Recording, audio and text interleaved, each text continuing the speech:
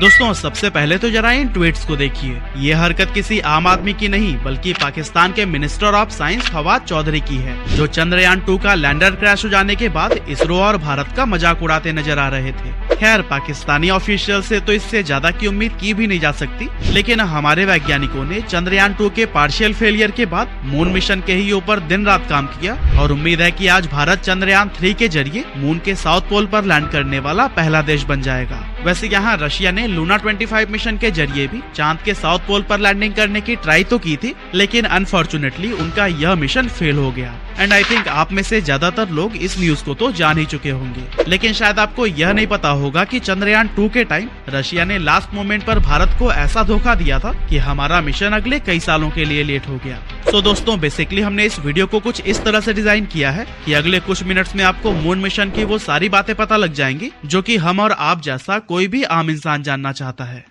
तो दोस्तों चांद पर जाने का सफर शुरू होता है 12 सितंबर 1959 से, जब सोवियत यूनियन की लूना 2 स्पेसक्राफ्ट ने मून की सरफेस पर लैंडिंग की थी। ये पहली बार था जब किसी देश ने पृथ्वी के अलावा स्पेस के किसी भी ऑब्जेक्ट पर दस्तक दी थी। और जाहिर सी बात है क्योंकि ये काम सोवियत यूनियन ने किया था तो इसीलिए उनका सबसे बड़ा दुश्मन अमेरिका भी इस स्पेस रेस में कूद जाता है। और फिर साल 1964 में अमेरिका भी अपनी रेंजर 7 स्पेसक्राफ्ट से ऐसा करने में कामयाब हो जाता है। लेकिन दोस्तों इस मिशन के सफल हो जाने के बाद से अमेरिका के सपने कहीं आगे तक पहुंच चुके थे।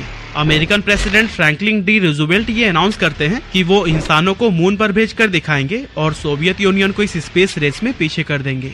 अब दोस्तों यहाँ अमेरिका सिर्फ ऐसा कहता नहीं है बल्कि करके भी दिखाता है, क्योंकि 20 जुलाई 1969 को अपोलो 11 मिशन के तहत नील आर्मस्ट्रांग और बज एल्ड्रिन मून पर कदम रखने वाले पहले इंसान बन जाते हैं। अपोलो प्रोग्राम्स के जरिए 1969 से लेकर 1972 के बीच अमेरिका ने टोटल 12 एस्ट्रोनॉट्स को मून पर भेजा था। और जानते हैं इस मिशन की टोटल कॉस्ट कितनी थी? ये थी करीब $26 बिलियन की, जो कि इन्फ्लेशन को एडजस्ट करके आज के $250 बिलियन से भी ज्यादा बैठते हैं। ये इतना पैसा है जितनी आज दुनिया के 150 से ज्यादा देशों की जीडीपी भी नहीं है। आने वाले करीब 20 सालों तक मून पर सिर्फ अमेरिका और सोवियत यूनियन का राज था और कोई दूसरा देश यहाँ तक पहुँचने में कामयाब नहीं हो सका। लेकिन साल 1990 में अमेरिका और सोवियत यूनियन की इस डुओपोली को जापान ने तोड़ दिया और मून के सरफेस पर लैंडिंग करने में कामयाबी हासिल कर ली। हालांकि जापान का ये मिशन फेल हो गया था क्योंकि जापान का गोल मून पर सॉफ्ट लैंडिंग करना था, लेकिन उसके स्पेसक्राफ्ट ने हार्ड लैंडिंग की थी। आज तक टोटल 7 ऐसे देश हैं जो कि मून पर हार्ड लैंडिंग कर चुके हैं, जिसमें हमारा देश भारत भी शामिल है। लेकिन सिर्फ 3 देश रशिया, अमेरिका और चाइना ही सॉफ्ट लैंडिंग करने में कामयाब हुए हैं। चंद्रयान 3 की मदद से भारत मून पर सॉफ्ट लैंडिंग करने वाला चौथा देश बनने वाला है और उम्मीद है कि हम स्पेस के इस इलाइट क्लब में शामिल हो जाएंगे। लेकिन अब सवाल उठता है कि आखिर हमारा देश भारत मून पर पहुंचना क्यों चाहता है और चंद्रयान मिशन के पीछे का असल मकसद क्या है? अब दोस्तों पॉपुलर ओपिनियन तो ये है कि चंद्रयान मिशन के जरिए इसरो दुनिया को अपनी कैपेबिलिटीज दिखाना चाहता है और ये महज हमारी टेक्नोलॉजिकल ग्रोथ का डेमोन्स्ट्रेशन है। लेकिन जैसा कि हम सभी जानते हैं कि भारत और इसरो कभी भी सिर्फ शो ऑफ करने के लिए कुछ नहीं करते। एक्चुअली पृथ्वी की तरह मून की सरफेस भी प्रीसियस मिनरल से भरी हुई है, जिस पर दुनिया के हर एक देश की नजर है। अब जाहिर सी बात है कि दुनिया का कोई देश ऐसा नहीं चाहेगा कि अमेरिका, रशिया और चाइना जैसे देश इन मिनरल्स पर अकेले ही कब्जा कर लें और बाकियों के हाथ कुछ भी ना लगे। इसी वजह से भारत और इसी के जैसे स्पेस एक्सप्लोरेशन की कैपेबिलिटीज रखने वाले कई सारे देश मून पर लैंडिंग करने की कोशिश में लगे हुए हैं। लेकिन क्या आपको पता है इसरो ने ये कोशिश आजकल में नहीं बल्कि साल 2000 से ही शुरू कर दी थी। इस साल भारत की स्पेस ऑर्गेनाइजेशन ने भारत सरकार के सामने मून मिशन को शुरू करने की मांग रखी और फिर 15 अगस्त 2003 में उस समय के प्राइम मिनिस्टर अटल बिहारी वाजपेयी जी ने अपनी इंडिपेंडेंस स्पीच में चंद्रयान 1 मिशन की घोषणा कर दी और कुछ इस तरह से शुरू हो गया भारत के चंद्रयान प्रोग्राम का सफर। चंद्रयान 1 के लिए $48 मिलियन यानी कि 386 करोड़ रुपए का बजट रखा गया था, जो कि दूसरे देशों के मून मिशन के कंपैरिजन में 10 गुना से भी ज्यादा कम था। 22 अक्टूबर 2008 को श्रीहरिकोटा के सतीश धवन स्पेस सेंटर से चंद्रयान 1 उड़ान भरता है और 8 नवंबर 2008 को ये मून की ऑर्बिट में एंटर हो जाता है। एक तरफ जहां रशिया और अमेरिका जैसे देश कई सारे फेलियर्स के बाद मून के ऑर्बिट में पहुंचे थे, वहीं इसरो ने ये कारनामा पहले अटेम्प्ट में ही करके दिखा दिया। करीब 10 महीने तक चले चंद्रयान 1 मिशन ने मून पर मौजूद बहुत सारे मिनरल्स की मैपिंग की थी और इसके केमिकल कंपोजिशन से भी जुड़ा हुआ बहुत सारा डेटा कलेक्ट किया था। लेकिन चंद्रयान 1 की सबसे बड़ी अचीवमेंट साबित हुई मून के पोलर रीजन में आइस की खोज करना और मून की मिट्टी में वाटर मॉलिक्यूल्स का पता लगाना। चंद्रयान 1 के इन खुलासों से पूरी दुनिया हैरान रह गई थी और नासा ने तो इसे वेरीफाई करने के लिए मून मिशंस भी भेजे थे। साल 2009 में नासा ने मून पर अपना लूनर रिकॉग्निसेंस ऑर्बिटर भेजा था, जिसकी कीमत $500 मिलियन से भी ज्यादा की थी और इसका मेन मकसद इसरो जो क्लेम कर रहा था उसकी जांच करना माना जाता है। मतलब कि यहाँ चंद्रयान सिर्फ $48 मिलियन में ही मिशन कंप्लीट कर गया, लेकिन वहीं अमेरिका की नासा ने सिर्फ इसके खोज की पुष्टि करने के लिए जिस मिशन को भेजा उसका कॉस्ट $500 मिलियन से भी ज्यादा आया। और दोस्तों इतना बड़ा डिफरेंस आप खुद देख सकते हैं। अमेरिका हैरान था कि जिन वाटर मॉलिक्यूल्स की खोज वो मून पर 12 एस्ट्रोनॉट्स को भेजकर भी नहीं कर पाए, आखिर वो इसरो के एक ऑर्बिटर ने मून की सरफेस से कई सौ किलोमीटर ऊपर उड़ते हुए ही कैसे कर लिया। चंद्रयान 1 मिशन की सक्सेस के साथ ही उस समय की मनमोहन सिंह गवर्नमेंट ने चंद्रयान 2 को भी हरी झंडी दिखा दी और इसकी लॉन्चिंग डेट साल 2013 में रखी गई। लेकिन इस साल चंद्रयान 2 को पोस्टपोन करके 2016 तक के लिए टाल दिया जाता है। इसके पीछे का रीजन ये था कि भारत चंद्रयान 2 के साथ मून पर सॉफ्ट लैंडिंग करना चाहता था, लेकिन उस समय के गवर्नमेंट ने इसके लैंडर को खुद बनाने से बेहतर इसे रशिया से खरीदना ज्यादा सही समझा। रशिया कुछ टेक्निकल इश्यूज का हवाला देकर इसरो को लैंडर देने से मना कर देता है और इसके बाद भारत सरकार के आदेश पर इसरो के साइंटिस्ट चंद्रयान 2 मिशन के लैंडर को खुद ही बनाने का फैसला करते हैं। अब यहाँ मैं आपके क्लैरिफिकेशन के लिए बता दूं कि रशिया ने जानबूझकर इसरो के मिशन को फेल करने के लिए लैंडर देने से मना नहीं किया था। एक्चुअली रशिया भारत को जिस लैंडर की टेक्नोलॉजी देने वाला था वह रशिया के मार्स लैंडिंग मिशन के दौरान बुरी तरह से फेल हो जाता है और इसीलिए रशिया हमें वो टेक्नोलॉजी नहीं देना चाहता था जो खुद उसके लिए ही सक्सेसफुल साबित नहीं हो सकी थी। खैर, इसरो अपना खुद का लैंडर डेवलप करती है और 22 जुलाई 2019 को चंद्रयान 2 लॉन्च किया जाता है।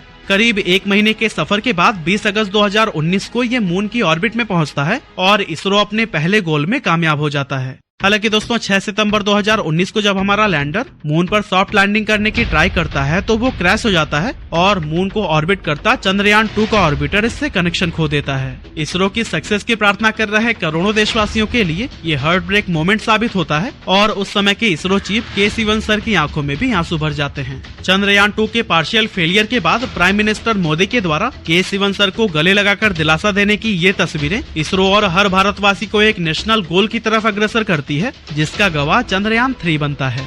इसरो ने चंद्रयान 3 की अनाउंसमेंट नवंबर 2019 में ही कर दी थी और 2020 में इसके लिए स्टडीज भी शुरू कर दिए गए। अब दोस्तों जैसा कि आप जानते ही हैं कि हाल ही में 12 जुलाई 2023 को चंद्रयान 3 को लॉन्च किया जा चुका है और 5 अगस्त 2023 को इसने मून की ऑर्बिट में भी एंट्री कर ली है। अब पूरे देश की नजर 23 अगस्त यानी कि आज के शाम पर टिकी हुई है जब चंद्रयान 3 का लैंडर मून की सरफेस पर सॉफ्ट लैंडिंग करेगा और आशा करते हैं कि इस बार हम अपने अटेम्प्ट में 100% कामयाब होंगे। अब दोस्तों आप में से कई सारे लोग इस वीडियो को शायद तब भी देख रहे होंगे जब भारत की मून की सरफेस पर सॉफ्ट लैंडिंग का रिजल्ट आ चुका होगा। लेकिन दोस्तों यहाँ समझने वाली बात यह है कि आखिर चंद्रयान 2 के बाद इसरो ने चंद्रयान 3 में ऐसा क्या किया है जो कि इसरो को इस बार कामयाबी की राह पर ले जाने वाला है। अब दोस्तों चंद्रयान 2 का जो ऑर्बिटर है ना वो अभी भी मून के चक्कर काट रहा है और अगले करीब 4 सालों तक वो वहीं पर रहने वाला है। इसी को देखते हुए इसरो ने चंद्रयान 3 मिशन में अलग से कोई ऑर्बिटर नहीं भेजा है। कहने का मतलब ये है कि चंद्रयान 3 में सिर्फ लैंडर और रोवर को ही भेजा गया है,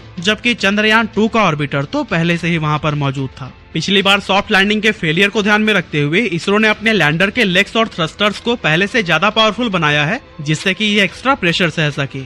साथ ही इस बार इसकी लैंडिंग वेलोसिटी को 2 मीटर पर सेकंड से बढ़ाकर 3 मीटर पर सेकंड कर दिया गया है और सॉफ्ट लैंडिंग के प्रॉपर मॉनिटरिंग के लिए लैंडर में एक एडिशनल कैमरा भी लगाया गया है। चंद्रयान 3 का लैंडर मून के साउथ पोलर रीजन में लैंड करने वाला है, जिसे कि इंसानों के द्वारा बहुत कम एक्सप्लोर किया गया है। आपको बता दूं कि ये वो रीजन है जहां मून की सरफेस पर ढेर सारे क्रेटर्स हैं और यहां तक सनलाइट भी बहुत कम पहुंचती है। यहाँ कई सारे प्रीसियस मिनरल्स, हाइड्रोजन और वाटर आइस होने की संभावना जताई जाती है, जो कि हमें अर्ली सोलर सिस्टम के बारे में काफी कुछ इन्फॉर्मेशन दे सकता है। अब यूं तो इसरो और नासा समेत कई देशों की स्पेस एजेंसीज अपने ऑर्बिटर की मदद से साउथ पोल को एक्सप्लोर कर चुकी है, लेकिन जब बात यहाँ लैंड करने की आती है तो आज तक कोई भी देश इस मिशन में कामयाब नहीं हुआ है। इसरो के चंद्रयान 2 ने भी इसी जगह पर ही लैंडिंग करने की ट्राई की थी, पर अनफॉर्चुनेटली वो उस समय नाकामयाब हो गए थे। और हाँ, आपको जानकर हैरानी होगी कि इसरो के तीनों मून मिशन का टोटल कॉस्ट $170 मिलियन रहा है, जो कि साल 2009 में आई हॉलीवुड मूवी अवतार के $237 मिलियन के बजट से भी काफी कम है। साल 2013 में जब इसरो ने अपना मंगलयान 1 मिशन भेजा था तो उसका भी टोटल बजट था सिर्फ $74 मिलियन। लेकिन इसके बावजूद इसरो दुनिया की एकमात्र ऐसी स्पेस एजेंसी बन गई थी जिसने पहले अटेम्प्ट में ही मार्स की ऑर्बिट में एंटर कर लिया था। तो दोस्तों, अब सवाल उठता है कि आखिर इसरो ऐसा क्या कर रहा है जिससे कि ये एक के बाद एक अफोर्डेबल स्पेस मिशन को सक्सेस तक पहुंचा पा रहा है। तो दोस्तों, इसके पीछे का मेजर रीजन है कि इसरो अपने प्रोजेक्ट के ज्यादातर कंपोनेंट्स खुद ही बनाता है और दूसरे देशों पर कम से कम निर्भर रहता है। इससे फॉरेन कंपोनेंट पर लगने वाला हाई इंपोर्ट कॉस्ट कम हो जाता है और अल्टीमेटली इसरो का मिशन अफोर्डेबल बन पाता है। अगर हम अमेरिका की बात करें तो यहाँ की स्पेस एजेंसी नासा पिछले कई सालों से अपने स्पेस मिशन के लिए रशियन रॉकेट्स पर निर्भर रहती है, जिसके लिए उन्हें मिलियंस ऑफ डॉलर्स की एक्स्ट्रा कॉस्ट चुकानी पड़ती है। वहीं दूसरी ओर इसरो ने हमेशा से ही अपने खुद के रॉकेट्स बनाने पर फोकस किया है और आज हम अपनी ही नहीं बल्कि दूसरे देशों की सैटेलाइट्स को भी स्पेस में भेज रहे हैं। दोस्तों, पृथ्वी और मून के बीच की डिस्टेंस सिर्फ 3,84,400 किलोमीटर है, जो कि यूनिवर्स की स्केल पर बहुत ही कम कही जा सकती है। आमतौर पर कोई भी स्पेसक्राफ्ट इस डिस्टेंस को 2 से 3 दिन में कवर कर लेता है और न्यू हॉरिजन मिशन के दौरान तो नासा ने ऐसा सिर्फ 8 घंटे और 35 मिनट में ही करके दिखाया था। पर अगर आप नोटिस करेंगे तो इसरो का चंद्रयान 3 इसके लिए करीब 40 दिनों का समय ले रहा है, जिसके पीछे एक बहुत बड़ा रीजन छिपा हुआ है। एक्चुअली जब भी कोई स्पेसक्राफ्ट पृथ्वी को ऑर्बिट करने के बाद मून की ओर इस स्लोअर ट्रेजेक्ट्री से बढ़ता है तो उसे मिशन के दौरान कम फ्यूल खर्च करना पड़ता है और उसकी सेफ्टी की गारंटी भी ज्यादा होती है। अगर आप साल 2020 में नासा के मार्स मिशन पर नजर डालेंगे तो ये उस समय भेजा गया था जब चाइना और यूएई भी अपने मार्स मिशन को भेजने वाले थे। कहने का मतलब ये है कि उस समय मार्स पर जाने वाले स्पेसक्राफ्ट का काफी रश देखने को मिल रहा था, लेकिन इसरो हमेशा उस समय अपने मिशन लॉन्च करती है जब कोई दूसरा देश अपने स्पेस मिशन को प्लान न कर रहा हो। इससे दूसरे देशों के साथ कोऑर्डिनेशन बढ़ाने की कॉस्ट बच जाती है और लॉन्च भी काफी सस्ते में हो जाता है। और दोस्तों, इन्हीं सभी रीजंस की वजह से ही इसरो अफोर्डेबल स्पेस मिशन को लॉन्च कर पाता है और चंद्रयान प्रोग्राम इसका बेस्ट एग्जाम्पल है। हालांकि दोस्तों, इसरो के इरादे सिर्फ चंद्रयान पर रुकने के नहीं हैं, क्योंकि आने वाले सालों में इसरो ने कई सारे ऐसे मिशंस प्लान कर रखे हैं जो कि स्पेस एक्सप्लोरेशन को नेक्स्ट लेवल पर ले आने वाले हैं। साल 2024 में मंगलयान 1 के बाद अब मंगलयान 2 मार्च की ओर रवाना होने वाला है, तो वहीं 2025 में गगनयान मिशन के जरिए इसरो भारतीय एस्ट्रोनॉट्स को स्पेस में भेजने वाली है। आदित्य L1 मिशन से हम सन को, तो फिर शुक्रयान मिशन के जरिए वीनस की स्टडी करने वाले हैं, जो कि हमारे लिए बहुत ही रिवोल्यूशनरी स्टेप्स होंगे। और दोस्तों, ये सभी कदम भारत को स्पेस की सुपर पावर्स के बीच खड़ा कर देंगे। बहरहाल आज के दिन तो हमारी नजर सिर्फ चंद्रयान 3 मिशन पर है और हम भगवान से प्रार्थना करते हैं कि हमारे वैज्ञानिकों की मेहनत रंग लाए और हमारा नाम इतिहास के पन्नों पर लिखा जाए।